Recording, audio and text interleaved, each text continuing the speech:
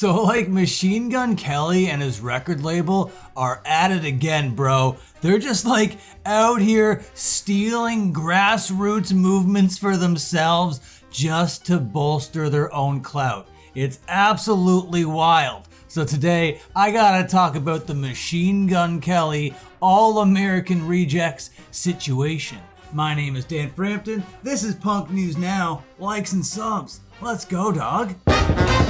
So like a couple months ago or whatever, I was talking about the All-American Rejects in a very positive light or whatever. They were out here doing like backyard shows and just like random people's houses, bro. I don't know, dude, like these guys were so big in the 2000s, but they weren't really like the top of the top big. They were just sort of like middling there, right? The All-American Rejects. So when they're playing these big festivals with all these other big time pop punk emo bands, they're like, oh man, we're playing with a bunch of millionaires and we're not even close to millionaires. But anyway, we're gonna have this career that just fizzles out. And fizzles out it did. So like after like the 2000s or whatever, nobody really heard a lot about the All-American Rejects. They kind of just went their way. There was the whole pop punk revival thing that happened in like the 2010s or whatever. You know, you got your Joyce Manor and your Modern Baseball, your Tiger's Jaw, bands of that ilk. And then that kind of pop punk went away for a bit. And then MGK flavored pop punk came back into fashion like a couple years after that. And the All-American Rejects were not a part of any of these revivals. But now that there's like a pop punk revival happening, they're like, oh my god, we have an opportunity out here. And they grabbed that opportunity by the gonads and they pulled it for dear life. They're like, we're gonna go out there and we're just gonna play these raw, energetic shows to a bunch of 20-somethings that have never stage divin before in their entire life, okay? So they did that. They brought that whole energy to a brand new generation, to a whole new crowd, and it helps that Tyson Ritter is still just as much of a hunk now as he was back then. So all aspects of the band in 2025 are operating on all cylinders. So these house shows turned into a bit of a house show tour that they went out and did. They started to get their fans to like email in these like auditions or whatever, people going around their little properties being like, hey, All-American Rejects, I got this like really sick place that you guys can come play at if you want, dog. I don't know, I have chickens and goose and whatever just like prancing around over here, but I don't mind if I have a pop punk emo band come play a song or whatever. So they took in a bunch of applications, they reviewed those applications heavily, and then they went out and played to these specific people in these specific places. Very cool, man. Music for the people, by the people, to the people, about the people. With nothing but the community and reigniting the passion from years ago with a new generation in mind. And dude, I'd be lying if I said that they weren't successful, okay? They went out there and they started doing interviews and people were really like putting them over big time, being like, All-American Rejects, what you guys are doing is really fucking sweet, you know? You're saying like fuck you to Ticketmaster, you're saying up yours to all these big monopoly oligarchs out there and you're just doing it DIY for yourself. I didn't know you could just like do it yourself when you get the opportunity to not do it yourself anymore. And then Tyson Ritter and the gang are like, you know what? We're just gonna keep doing it ourselves. So all their old school fans are coming back on board, a lot of new school fans are being made, and they're earning the respect of DIY gatekeepers from coast to coast because what they're doing is very much legit. Keep in mind, this is the All-American Rejects. They played a lot of big festivals, all the big festivals. They might have not like headlined them the way that a band like Blink-182 or Green Day would have headlined, but they were there, they were around, and now they're turning heads in a whole new direction for a whole new thing. So what does MGK and Interscope think? They're like, hey, we could use this to like repair MGK's broken image because it's been broken forever. The whole thing was like, he didn't do the punk rock thing, so why is he doing pop punk? He didn't live the life. So now they see a way to go about doing it. They see somebody that went out there and did something that was successful from like an optics PR perspective, and they're like, we need those optics, we need that perspective. This is the PR we're talking about, MGK. MGK, people hate you. Yeah, you're getting a lot of numbers because you're out here pretending to be like a Backstreet Boy doing these dance numbers or whatever. Yeah, the dance numbers are working, but the punk rock people, because you know you still want to play pop punk or whatever. It's one of the 9 genres you're doing right now. But guess what? People kind of like hate you, and they don't think that you really understand what punk rock and DIY is. So why don't you just do what the All American Rejects just did? Go to a house show. So go do a house show. He did. We got this tweet from Pop Crave that came out like a few days ago. I'm a little late on the scene over here. I'm not a breaking news guy. But the tweet goes on and it says, MGK plays surprise backyard pop-up in Columbus, Ohio. Where have I heard this before? And I think it's kind of cute that he went out there and he did it in his like hometown or whatever, being like, I know where people are gonna really love me. I know where I'm gonna be able to get these shots, you know, of an entire backyard of just hands in the air and nobody caring, okay? Look at this backyard. This place is friggin' bumping. Dude, I'm looking down here at this guitar player, and for some reason, he has a teleprompter with lyrics in front of him. Very punk rock. I love that. No way, bro. Teleprompter with lyrics. That's incredible. Very DIY backyard. Oh yeah, the teleprompter's still going, bro. This guy really wants to keep his finger on the pulse of the scene. Okay, MGK, I got an idea, bro. Get up on top of that barn up there and start hooting and hollering.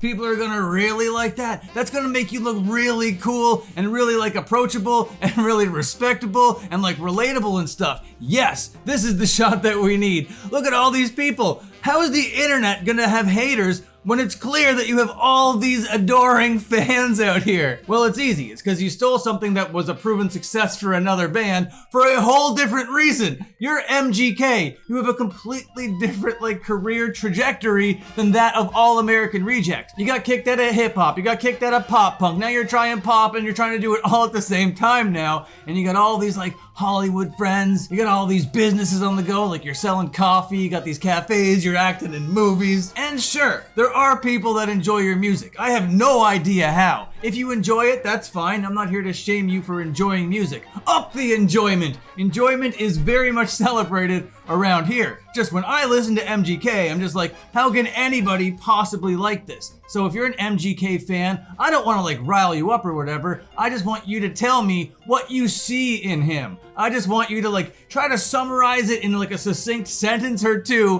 what he brings to the world. And hey, I go into things with an open mind, and if I'm like, this guy brings this really valid thing into the world and really enriches this other person's life, I can find value in that, but I haven't seen any evidence of that ever in the history of me living on this fucking globe. So MGK is gonna steal the moves of One Direction. He's gonna steal the sound of Blink-182. He's gonna fucking try to steal the sound of Eminem and fail wildly. And now he's out here just aping the style completely off of All American Rejects. Just so blatantly too. It's crazy. It's absolutely absurd. And now you got MGK down here playing a little instrument in front of the teleprompter, I might add. Incredible. Very punk rock, very DIY, very bootstraps, yep, very blue collar. Awesome, awesome, awesome. Super relatable. I wonder what the All American Rejects have to say about that. They're gonna say something, right? Oh yeah, Tyson Ritter posts to his Instagram story this little thing over here.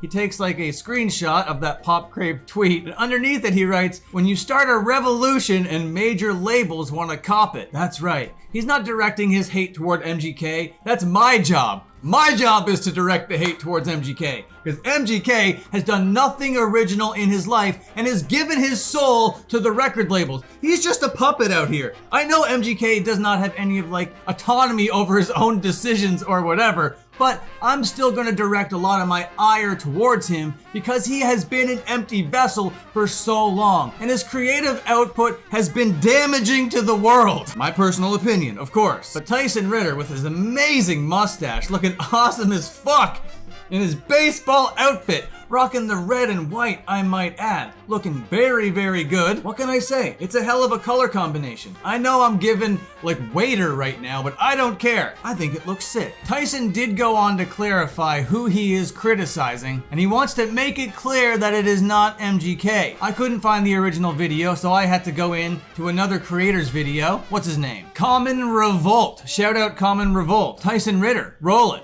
By the way, just to clarify, this is no shade at any artist like MGK. This is more a slight to this big record company machine that's trying to replicate something that's been entirely organic while ignoring the purpose of it.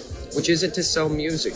It's to close a gap in the economic disparity where big ticket machines that are literally breaking antitrust laws of monopoly are gatekeeping, are being the masters of the entire ecosystem of concerts. So we're building a platform for artists to actually have access to their audience via the kind-hearted backyards of those that might be willing to let them get in front of their fans at an eye level. And that's the conversation we're having here. So if you're in a big record company, quit fucking copy-pasting our idea. Do something to help bridge this horrible gap. Holy crap, man. Tyson Ritter is absolutely the man. He's preaching business and he's standing on it too. You love to see a guy absolutely walk the walk and talk the talk so deliberately and so intently. It's about saying fuck you to the monopoly and the oligarchs and the millionaire billionaires out there. Give the people back to the people that enjoy the music and make those absolutely intense and meaningful human connections out there. Like he said, at eye level, he's got this thing down. He has a mission statement. He knows what he's doing. It means something. And for just a record label to be like, we need an optics check. We need something that's gonna like tweak the perspective of one of our artists. Oh, this worked for this other band. Yeah, it worked for this other band for a completely different set of circumstances. This is the All-American Rejects that were just like a blip on the radar fucking 20 years ago. They come back out of nowhere and do this thing. This is awesome. This is cool. To be a big-time Hollywood Machine Gun Kelly connection guy, and by that I mean somebody that is well connected to Hollywood, having him go out there and do a backyard show in his hometown doesn't really send the same message. How can you not see that? And then for Machine Gun Kelly to just go along with it, you know? Yeah, he's just a meat bag that these fucking labels go out there and they just pluck the strings and he just goes out there and does it. All right, yeah, I don't need to even remember the words. I got a fucking teleprompter down here. Just get them rolling. I don't fucking care. I don't care about the art. I don't care about what goes into putting together a good, raw, energetic backyard DIY show. No. Give me all the amenities of a fucking big time venue, but let's condense it down and take a couple really cool little pictures for the internet. Whack, lame, pathetic. And if you endorse it, well then you endorse whack, lame, and pathetic things. I don't care what you listen to, but these kinds of business practices have to be frowned down upon if you care about music whatsoever. But I know most people don't actually care about music. Most people are just like average people, you know what I mean? It just like plays when it plays, it does what it does. They don't really care about what they listen to. But for those who actually give a goddamn shit, if you stand on MGK's side in this, well, unfortunately, you're just kind of like on the wrong side of history and stuff. Up the All-American Rejects. What do you think about all this? Comment down below. If you're here within the first 3 hours, of course I will reply. That's the Frampton guarantee. Okay, goodbye, see you later, and have a good one.